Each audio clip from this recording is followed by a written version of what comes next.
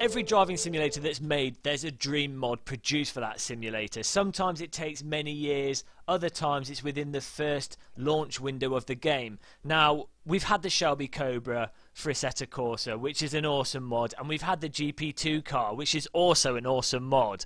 But finally, within 6 months and before the actual 1.0 build of Assetto Corsa, we've now got possibly the ultimate, the absolute dream car for the simulator.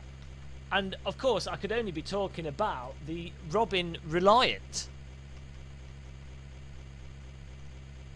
Now some people might say, oh, you know, this car, it doesn't look desirable, it doesn't have the top speed, it's only got 4 gears.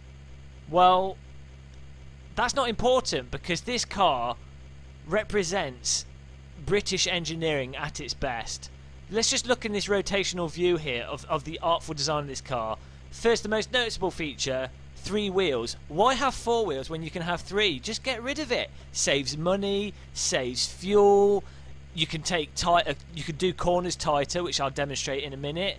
Look at the sleek finishing off of the line of the car there, and the smooth, flat transition of the bonnet. It's pure utility, pure art, and really, I'm disappointed that we don't see this kind of design in many modern vehicles.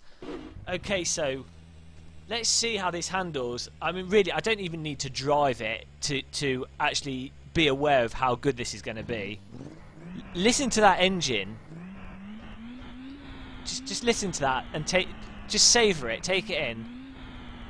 Savour that for a minute.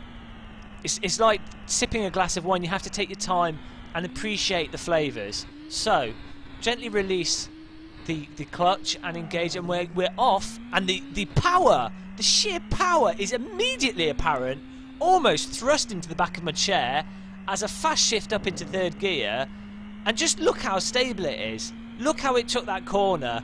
And what I really love about this car is the artful nature in which the car leans around corners. Now, a lot of detractors of this vehicle have said that's due to the inherent instability of 3 wheels, and really I just think that people are missing the point. And the point is that if you have this lean incorporated into a vehicle design, you get the best of both worlds of driving a car and experiencing what it's like to drive a motorbike. Why wouldn't you want that in a vehicle? Why would you just want a car to be boring with 4 wheels and stable and go where you point it? That's not exciting. What you need is a vehicle that really keeps you on your toes. Makes you feel like you're an eagle flying through the Grand Canyon. And that's what this vehicle does. Look at that cornering. See, again, many people would complain and say the underside of the body grating on the floor is not a desirable characteristic of a vehicle. And yet, it does scratch the paintwork a little bit. But did you see how fast the car took that corner? That's because, unlike a tyre, when the bodywork grates on the floor, it pulls the car around, and I can't think of another vehicle that has a turning circle as tight, succinct and tidy as the Robin Reliant. Look at this, 110 km/h. Again, some people might say that's not fast enough, that's not a good enough top speed. Well, this car, bearing in mind, is about efficiency and fuel economy. You don't need to go above 110. When you're saving fuel, 30 miles an hour is good. Look at this cornering! Absolutely gorgeous. I mean, I'm actually getting quite emotional driving this. The subtle nature in which the car gently slops side to side. It really talks to deep emotions that I think all humans are born with, and I think is what's lacking from many modern vehicles. So, of course, I've done a clean lap there, and it's now time for the drift lap. Now, drifting in the Robin Reliant is somewhat different to other vehicles, and what I like to describe it as, again, another thing that I think many vehicles lack, is what I would call 3-dimensional drifting, in that not only are you drifting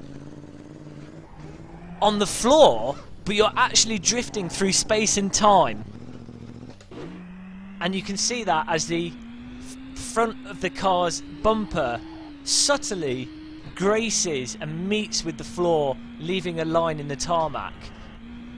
Truly, look at that. Absolutely beautiful.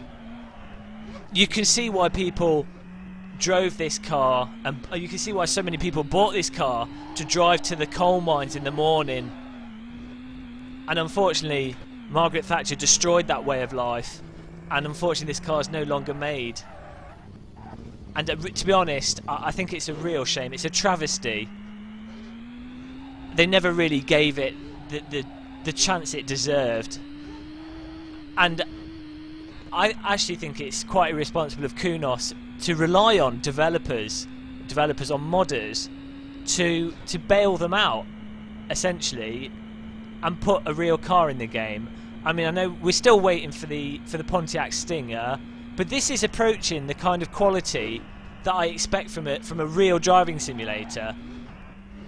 And although Kunos are yet to put the Pontiac Stinger in, thankfully modders have come in and saved an incompetent developer by including such a beautiful vehicle. I mean, it's just absolutely beautiful. I'm probably going to start crying in a minute.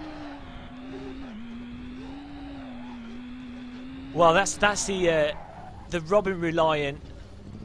I'm actually going to have to take a break because this is just too emotional. I can't believe that a simulator and a mod team, Stereo, has an individual man, a single man, not even a mod team, has produced and implemented such sheer quality into a simulator.